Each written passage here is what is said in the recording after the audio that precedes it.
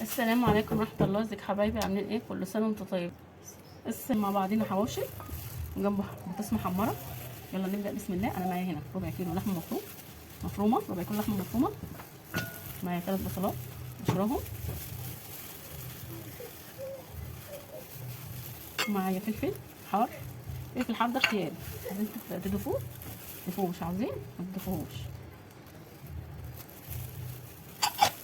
معايا هنا بهارات حواوشي، فلفل اسمر، مكعب مرق الدجاج. بالمكونات كلها مع بعض عشان كبته باللحمه. انا معايا هنا عيش مفتحاها زي ما حضراتكم كده شايفين. دي في اللحمه العيش.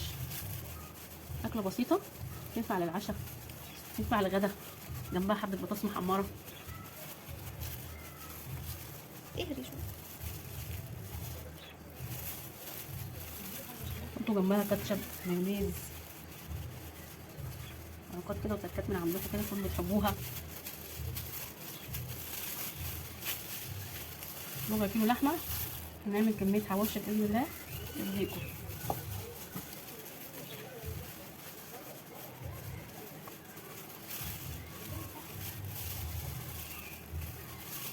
لغايه كده حواوشي محترم، لغايه حواوشي محترم كده مليان لحمه، مش زي اللي بنشتريه من بره يبقى كله بصل وفاضي.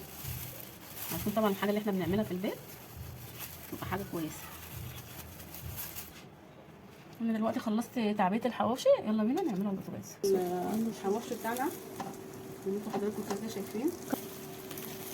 شايفين حضراتكم شكل الحواوشي. انا قلبته على الناحيه الثانيه. القرآن يا بنتي شغال. شايفين حضراتكم منظر الحواوشي شكله عامل ازاي؟ شكله حنين. يبقى سهله وبسيطه. ممكن حبه لو كمان حبه تعمليه جوه البوتاجاز في الفرن، مش بتفوز جوه العصايه، بتدخلوه الفرن.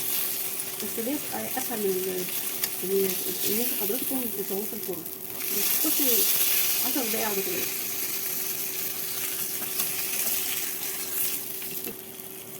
انا خلاص هخلص بقية الكمية نيجي مع بعضين ونتقابل.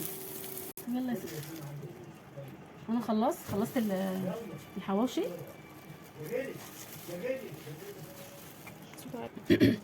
انا خلصت بقية الحواوشي من ربع كيلو لحمة مفرومة.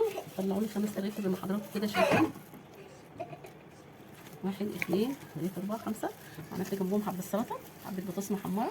فيديو ما تنسوش بقى في اللايك والشير والاشتراك في القناة، دعمكم ليا بيفرق معايا. اشوفكم في فيديو جديد، والسلام عليكم ورحمة الله.